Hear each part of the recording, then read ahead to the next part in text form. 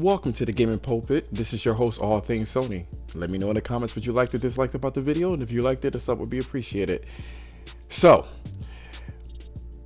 there has been a lot of Twitter nonsense, foolery, if you will, about the PlayStation 5 and how it is using RDNA 1.5, which basically is kind of, how can I put it? How can I say what this is? I'm going to go out on a limb and say it's a set of instructions that allows for more efficiency with the processor itself. Things are just easier to run on this particular architecture or set of instructions. So where everyone wants these new consoles to be is actually RDNA 2. Right, so basically, there was a lot of talk about this, about the PlayStation 5 and the Xbox Series X being RDNA 2. So apparently, there was this engineer that helped with the PlayStation 5, and for some strange reason, he goes out in the middle of the night and says that, oh, I thought everybody knew that it was actually RDNA 1 and RDNA 2. Basically, there's a lot of features of RDNA 1 and some features for RDNA 2. I thought everybody knew this. And then he got a lot of backlash, which he then corrected and stated, well, that being said, let me make a correction. It was late at night, and it just has one less feature in the RDNA instruction set, or the I guess playbook of it. Oh, I'm not sure what you want to call it, but he goes ahead and says that it says basically it's RDNA 2, but with one missing feature, which we don't know what it is. So, in the midst of him doing both of these things, there was a whole bunch of fire and brimstone about the PlayStation 5 being just like this weak ass console, and it wasn't going to be a revolutionary step, and the solid state drive is not what you think it's going to be. Just a whole bunch of stupid shit. And I have something to say about this Xbox Series X, especially with the show that they've done today, which was something. But come to find out that, Sony actually helped with this architecture or language set, whatever you want to call it, for the RDNA 2. They did it for RDNA 1 and 2. Sony was actually helping them. And I'm sure Microsoft probably had a hand in it as well. So it's not as cut and dry as you would like it to be. The guy also says, as this engineer, he says that you can't really call it RDNA 1, 2, or 3, or 4. It's its own thing. The same thing with the Xbox Series X. There's going to be, especially since they're telling AMD to make whatever specifications that they need for that console, they're going to have things that they believe that you don't need, or maybe you do need. Who knows? We have no idea what the situation is going to be. But it's custom. We do know that.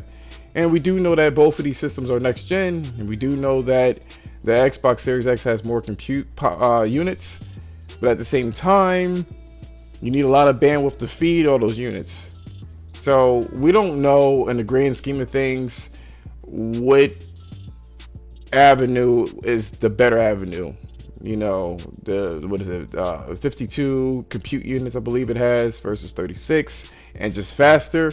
We don't know how this is going to work. Is the solid state drive really that important?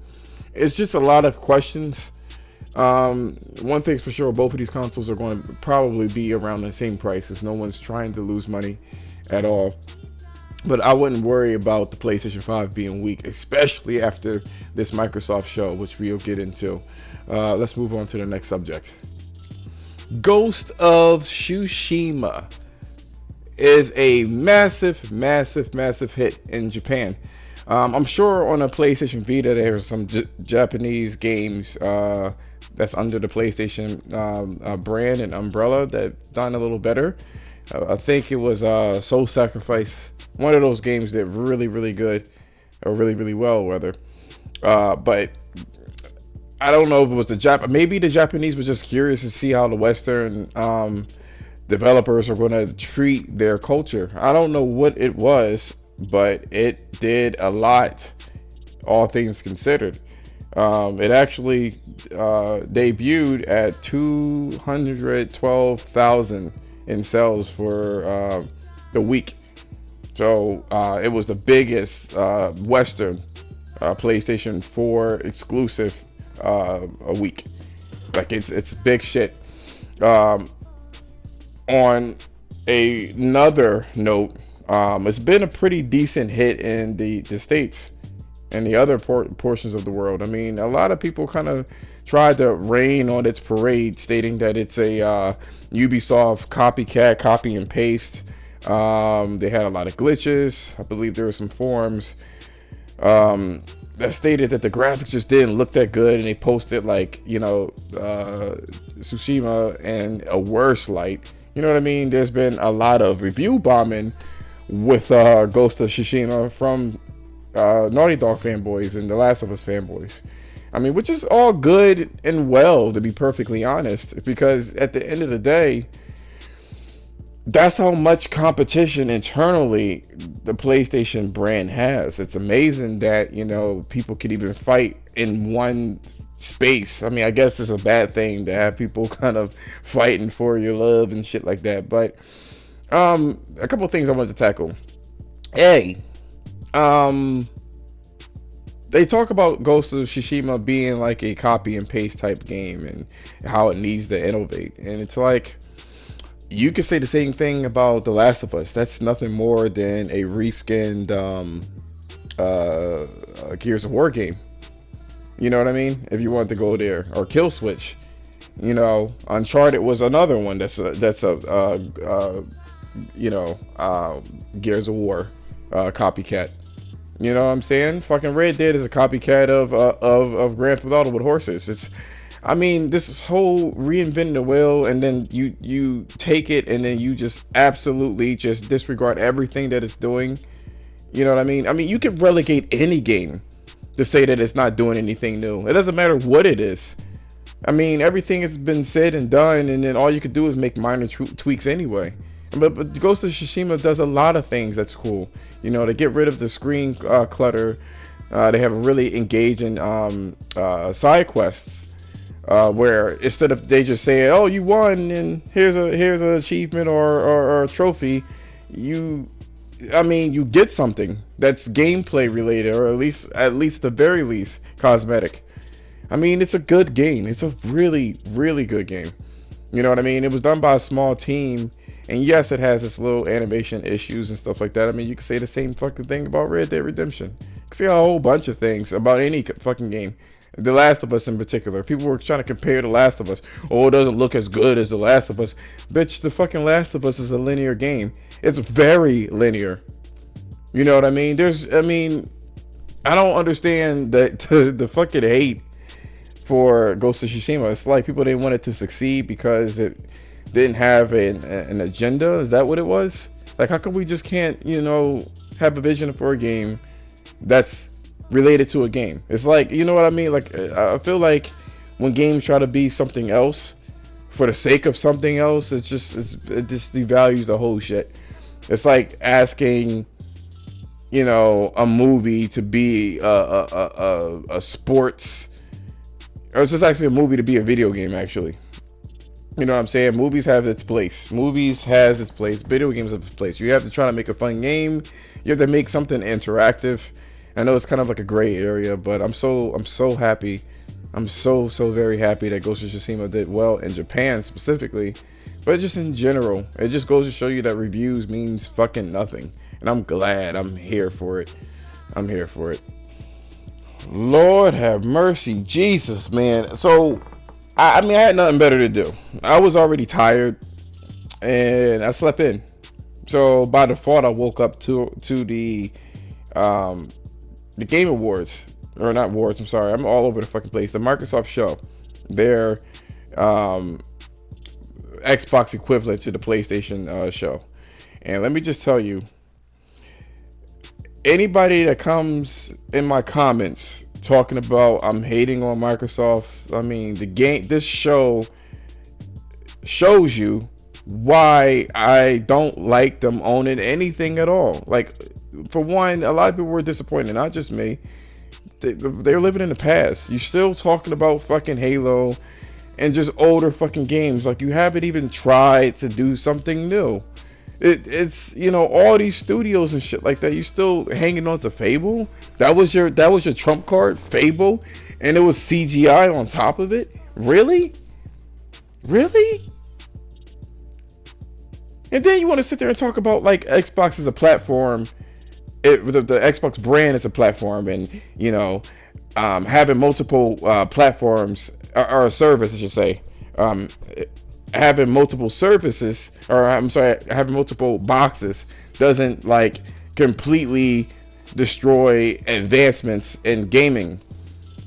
That Halo game was absolutely a travesty. I'm not going to say dumpster fires or anything. It was a travesty. It was sad. It was a sad, sad, sad show.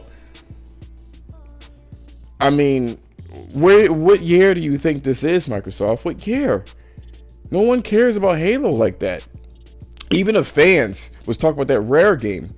And then you talk about, the Xbox Series X is so powerful and ray tracing and 60 frames. And I hope Digital Foundry, by the way, say, they talk about the fucking Halo 60 frames a second and the cost of 60 frames a second, because that shit was garbage.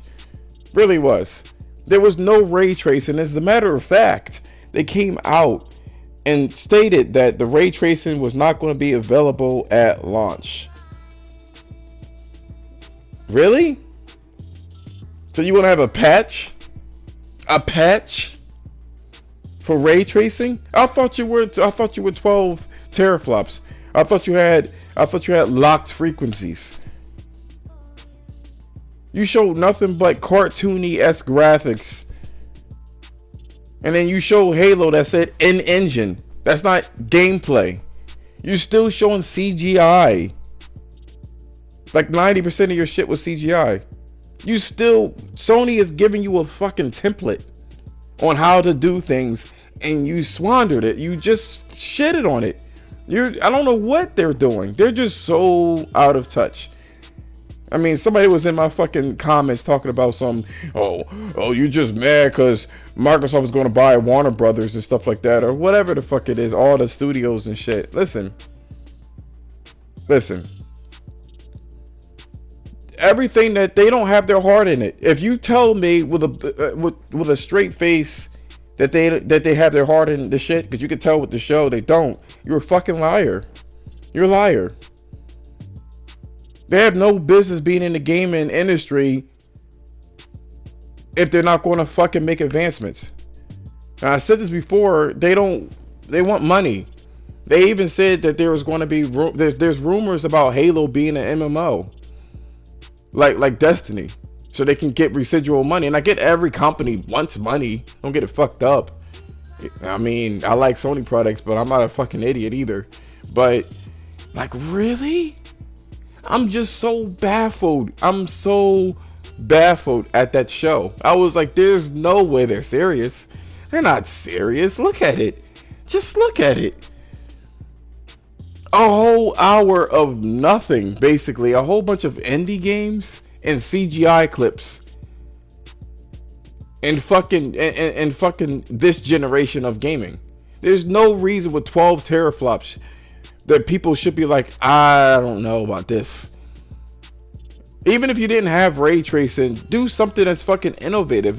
The Halo's not even an open world game. Like, you didn't even show anything. It looked like every single Halo. Gameplay wise, it looked on par with fucking 3. The best thing you got is 60 frames a second, just because you heard some people, a minority, that this really cares about 60 frames a second. That's it. You sacrificed everything for that 60 frames a second. Everything. Was it worth it? I thought you had no compromises. I thought you could do ray tracing. I thought Digital Foundry said that they did the most expensive ray tracing even though it was Minecraft and everything was blocky and pixelated, but at least it had the lighting. I thought you said all these things. I thought you paid Digital Foundry to say all these good things. I thought you were better than that, Microsoft. I really did. I really did. Absolute disappointment.